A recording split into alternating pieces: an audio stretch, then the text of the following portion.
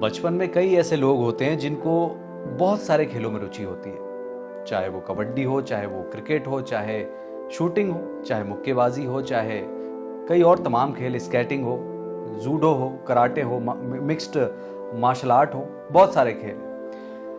और तमाम खेल खेलते हुए बच्चे आगे बढ़ते हैं। और उन्हीं में से एक ऐसी बच्ची थी जिसे इन सब खेलों में रुचि थी। वो स्कूल में थी तो टेनिस खेला करती थी। थोड़ी और बड़ी हुई तो घर वाले कहते हैं कि भाई तुम्हें मुक्केबाजी करना चाहिए क्योंकि तुम हरियाणा से हो, और अगर कोई व्यक्ति हरियाणा से है, अगर वो मुक्केबाजी ना करे, पहलवानी ना करे, तो शायद उसे हरियाणा का नहीं कहेंगे। ऐसी जर्नी थी। उसके बाद थोड़ी और बड़े हुए तो मार्शल आर्ट में इनका इंटरेस्ट आया। थोड़े और बड़े हुए तो स्केटिंग इन्हें अच्छा लगा। कई सारे स्टेट टूर्नामेंट तक वहाँ पे स्केटिंग में और मुक्केबाजी में खेल लिए। उसके बाद थोड़ा और आगे आए तो फैमिली ने कहा कि भाई तुम्हें तो डॉक्टर बनना चाहिए। हमारी फैमिली में कोई डॉक्टर नहीं है, तो एक काम करते हैं, तुम्हें डॉक्टर बनना चाहिए। ये भी आगे बढ़ते हैं। उसके बाद एक बार जब वो बच्ची अपने स्कूल जाती है, उस स्कूल में उसकी माँ प्रिंसिपल भी होती है और वहां पे कई लोगों को शूटिंग करते हुए देखती है। तो एक बार कहती है, पापा एक बार मैं भी ये पिस्टल चलाना चाहती हूँ। तो पहुंचती है, पिस्टल उठाती है और सीधा निशाना लगा देती है। और जब सीधा निशाना लगता है तो एकदम करेक्ट। तत्कालीन वहां पे एक व्यक्ति होता है जो उन सब चीजों को देख रहा होता है। उनका नाम है अनिल जाखड़। और वो इन सब चीजों को देखते हैं और उस बच्ची के पिताजी से रिक्वेस्ट करते हैं कि भाई इसको तो ना आप शूटिंग में डाल दो और इसे शूटर बनाओ। पक्का ये बच्ची आपको इंडिया के लिए मेडल ला के दिखाएगी। ये बात थी लगभग आज से 8 से 9 साल पहले की, जब 2013-14 की ये बात थी। और अभी तक शायद मुझे ऐसा लगता है कि जिसके बारे में मैं बात कर रहा हूं सभी लोग समझ चुके हों। जी हाँ दोस्तों, पेरिस ओलंपिक में एक नहीं 2 कांस्य पदक जीतकर भारत की तरफ से इतिहास रचने वाली मनु भाकर की ये कहानी है। और शायद इतनी इंटरेस्टिंग, इतनी मोटिवेशनल कहानी है कि कई व्यक्ति को ये अपनी ही कहानी लगेगी। हम जैसे कई ऐसे लोग होते हैं जो बचपन में ना जाने किन किन चीज़ों में प्रयास करते हैं। कभी हमें क्रिकेट अच्छा लगता है, तो कभी हमें बास्केटबॉल अच्छा लगता है, कभी हमें फुटबॉल अच्छा लगता है, तो कभी हमें कुछ और चीज़ों में इंटरेस्ट आता है। लेकिन ज़िंदगी यूं ही आपको चलाती है और आप आगे बढ़ते रहते हैं। लेकिन आपका इंटेंशन क्लियर रहता है कि मुझे ज़िंदगी में कुछ करना है। अगर ये आपका इंटेंशन है तो भगवान आपको कोई ना कोई, ईश्वर आपको कोई ना कोई ऐसी चीज़, एक ऐसा हुनर आपको दे देगा जो शायद आपको एक बड़ी मंजिल की तरफ लेके चला जाएगा। दोस्तों, 14 साल की उम्र तक मनु भाकर को यह नहीं पता था कि उसे वाकई में क्या करना है। वो बहुत सारे खेलों में अपनी रुचि दिखाती, वो तमाम खेल खेलती, लेकिन फिर भी ये नहीं समझ में आ रहा था कि यार मैं करूं क्या। घर वाले, जब वो 14 साल की थी, 10th में थी, उस समय उनके घर वाले कहते हैं कि यार तुम बायोलॉजी तुम्हारी अच्छी है और तुम्हें डॉक्टर बनना चाहिए। वैसे भी हमारी फैमिली में कोई डॉक्टर नहीं है। तो वे बात भी मान लेती हैं और पीएमटी की तैयारी करती हैं। प्री मेडिकल टेस्ट कोटा में उनका एडमिशन होने तक की बात होने लगती है। लेकिन यहीं पे वो कहानी बनती है कि जब वे अपने फादर के साथ, उनकी माँ एक प्रिंसिपल हैं स्कूल में और उनके फादर मर्चेंट नेवी में चीफ इंजीनियर थे। जब वे 14 साल की थी और स्कूल गई थी तो उनके फादर भी उनके साथ में थे। वो शूटिंग रेंज उन्होंने देखी कि कैसे लड़कियां वहाँ पे शूटिंग कर रही हैं, लड़के वहाँ पे शूटिंग कर रहे हैं, और वहाँ जाती हैं, शूटिंग में हाथ आजमाती हैं, देखती हैं, अच्छे निशाने लगाती हैं। उसके बाद जो अनिल जाखड़ वहाँ के जो कोच थे, वो उनके पेरेंट्स से रिक्वेस्ट करते हैं कि आप इस लड़की को शूटिंग की प्रैक्टिस करवाइए और मुझे उम्मीद है कि भारत के लिए कभी ना कभी ये शूटिंग में ज़रूर पदक जीतेगी। ये बात वहाँ पे ख़त्म होती है। उसके बाद उनके फादर, उनके पास एक पिस्टल हुआ करती थी, उनके फादर के पास उसका लाइसेंस भी उनके पास था। तो वो लड़की जिसका नाम है मनु भाकर, वो अपने फादर की लाइसेंस वाली पिस्टल से अपना प्रशिक्षण चालू कर देती है। जिसके बाद 2014 की ये बात होती है।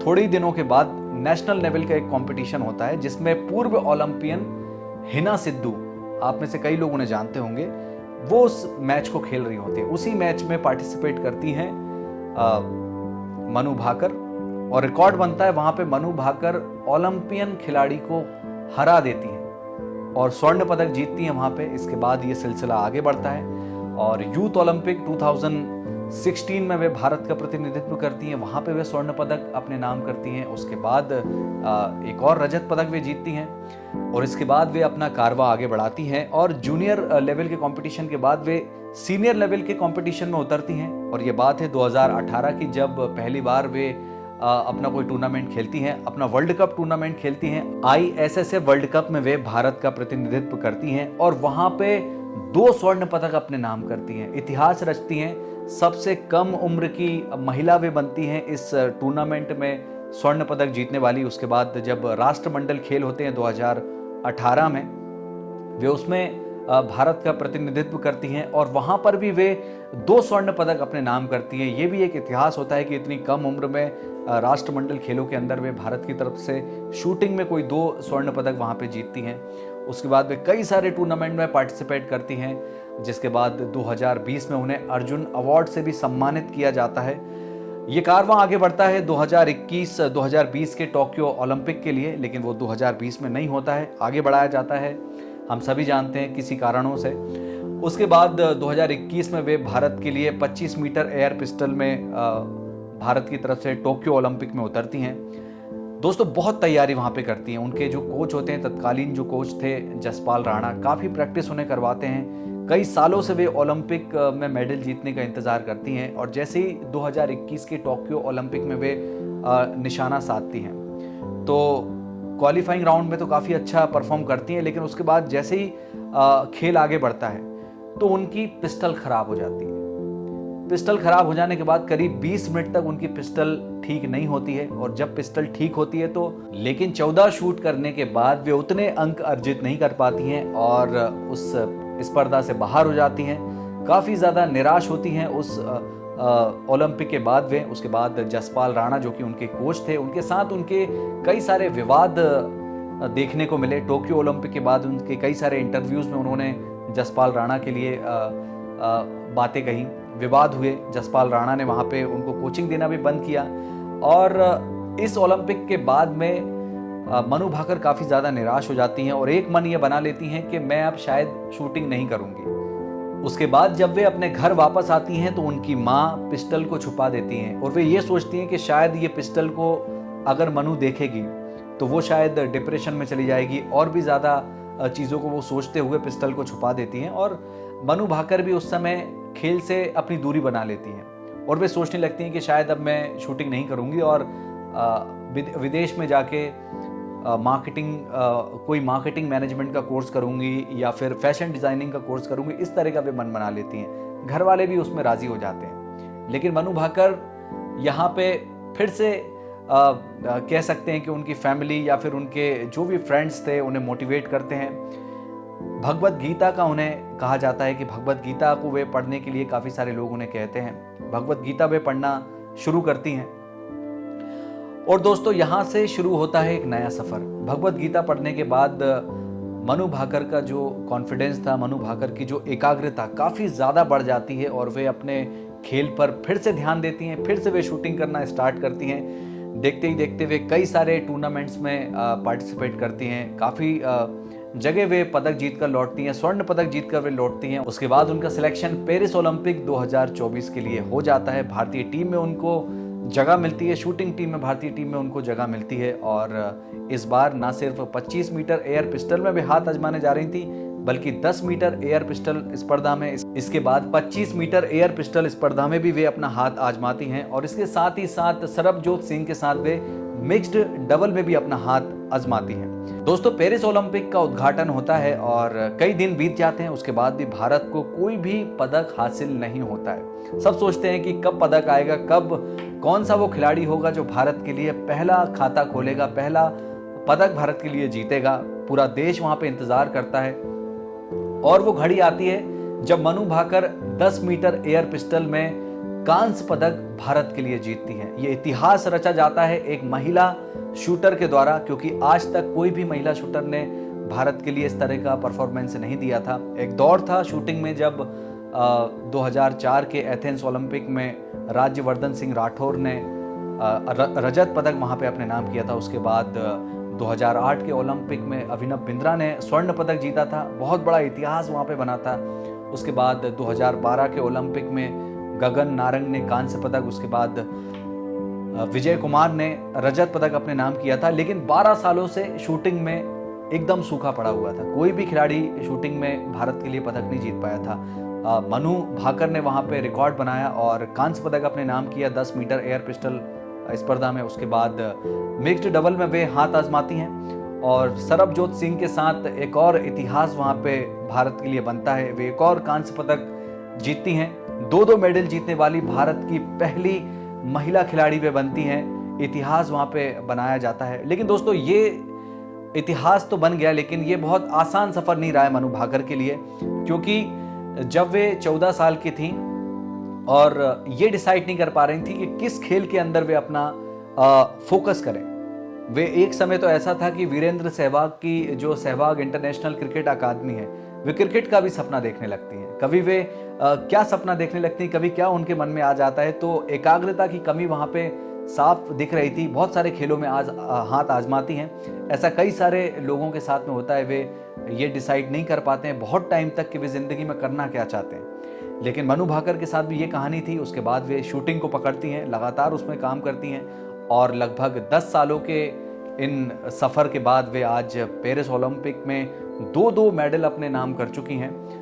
शायद तीसरा मेडल भी भारत जीत सकता था, लेकिन तीसरे इवेंट में वे चौथे नंबर पर रह जाती हैं और पदक की उम्मीदें वहाँ पे ख़त्म हो जाती हैं। लेकिन 2 ओलंपिक मेडल वे अपने नाम करती हैं।